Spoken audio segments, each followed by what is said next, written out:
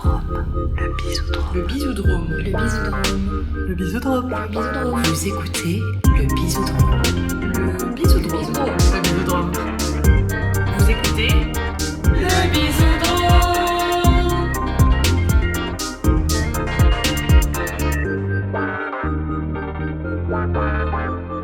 Salut, c'est Lélina.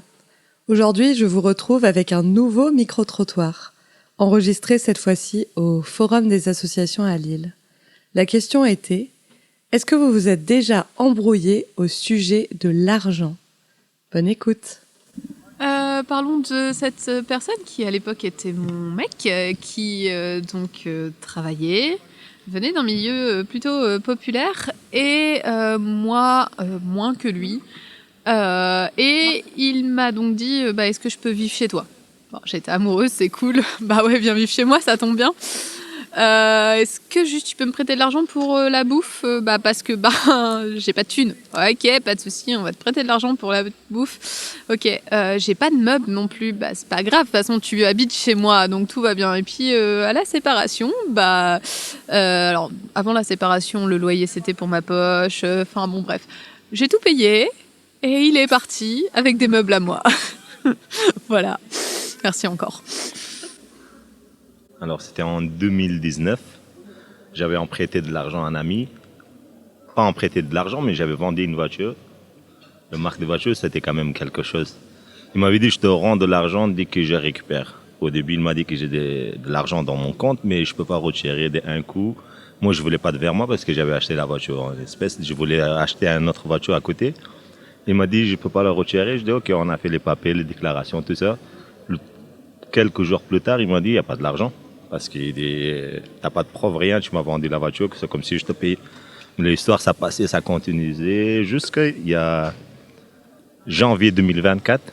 Au final, j'ai pris des amis, quelques personnes qui sont plus âgées dans notre communauté. Je l'ai ramené, je me suis mis à côté de lui. J'ai dit, jure-le devant Dieu et devant tout le monde que tu m'as payé. Je te laisse.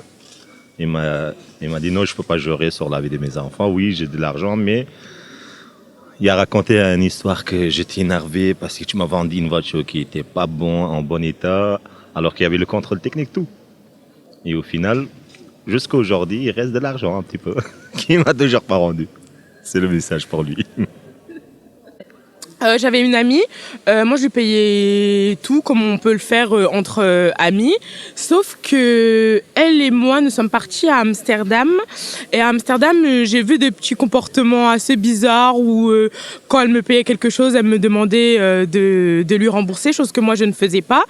Et ça a un peu cassé notre amitié parce que quand on est revenu, vu que j'ai vu qu'elle faisait ça, je lui ai demandé de me rembourser la chambre d'hôtel que j'avais payée, du coup, de me donner la moitié et elle n'a pas apprécié, du coup ça a cassé notre amitié.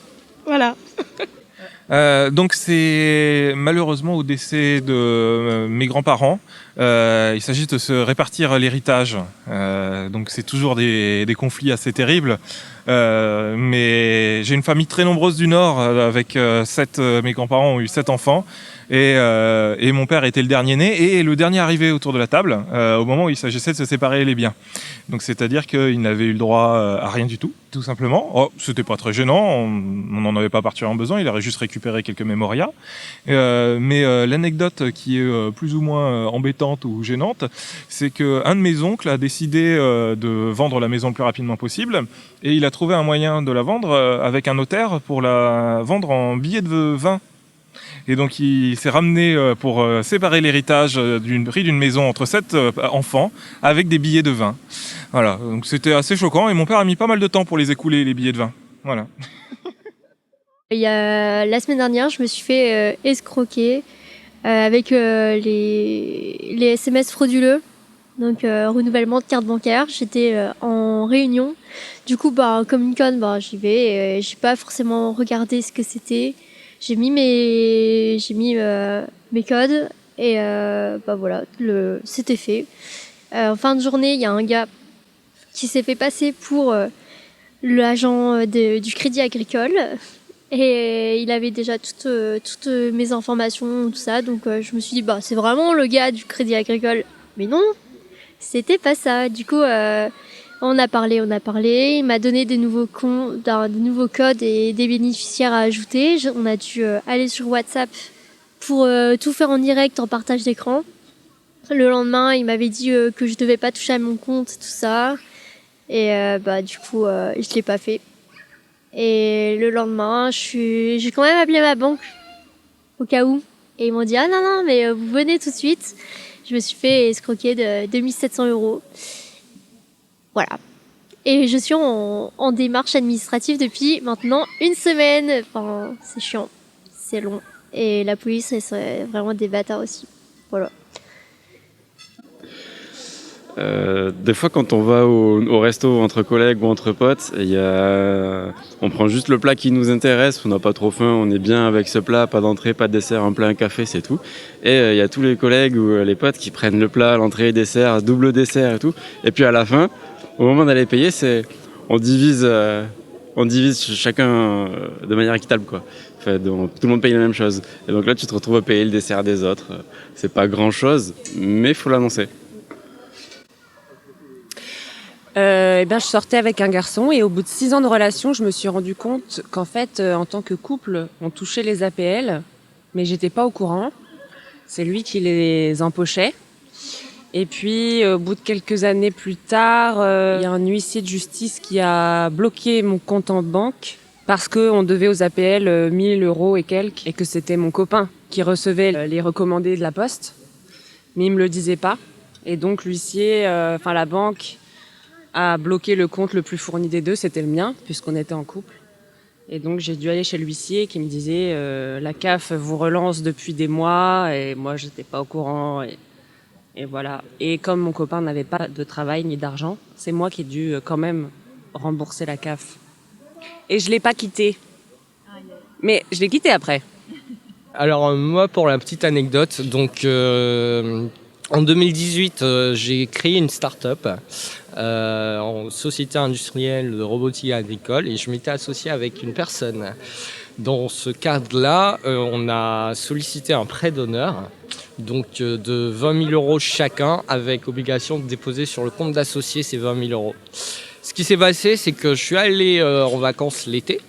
Et à mon retour, je me suis rendu compte que mon associé n'avait jamais déposé ses 20 000 € sur le compte d'associé. Et en plus de ça, les 20 000 € que j'avais déposés, il en restait que 6 000.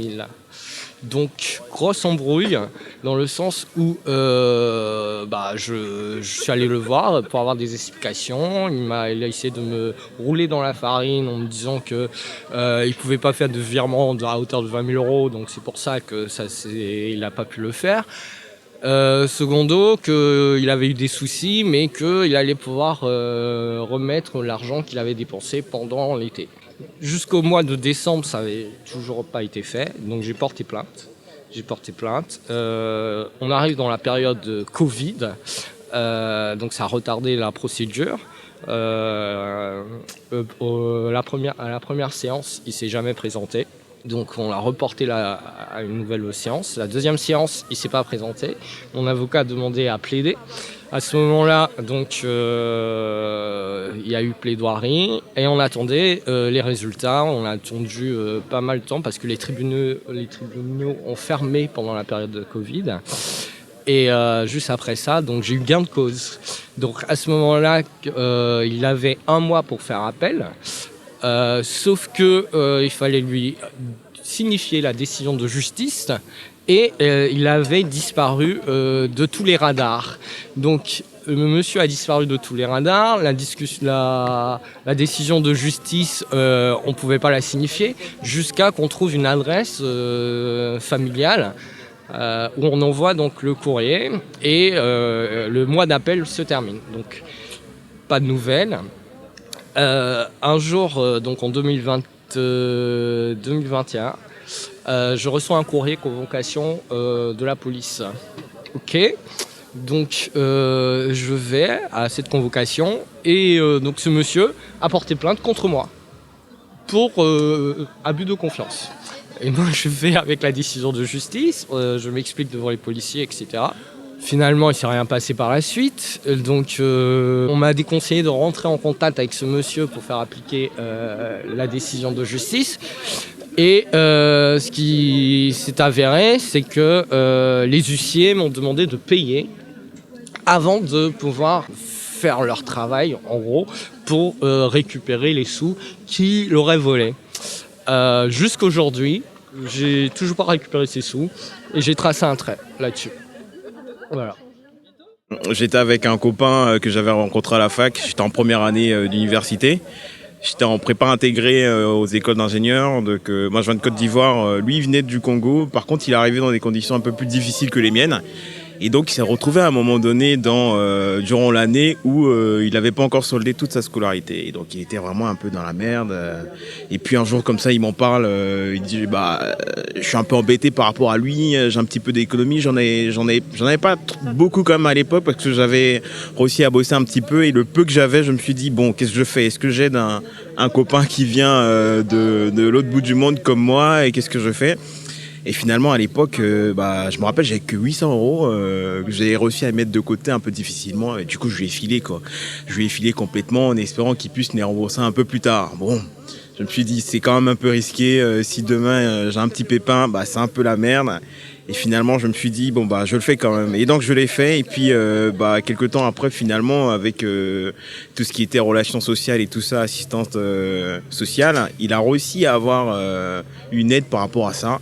Et puis il m'a reviré juste après, quoi. Moi j'avais avant ça, je flippais quand même un petit peu parce que les histoires on entend toujours tu donnes mais en fait tu sais pas quand est-ce que ça revient, etc. Est-ce que ça va revenir un jour? Et ça s'est très bien fini. Aujourd'hui beaucoup d'années sont passées, près d'une dizaine d'années, et puis on est toujours aussi bons potes et c'est l'un de nos meilleurs souvenirs, quoi.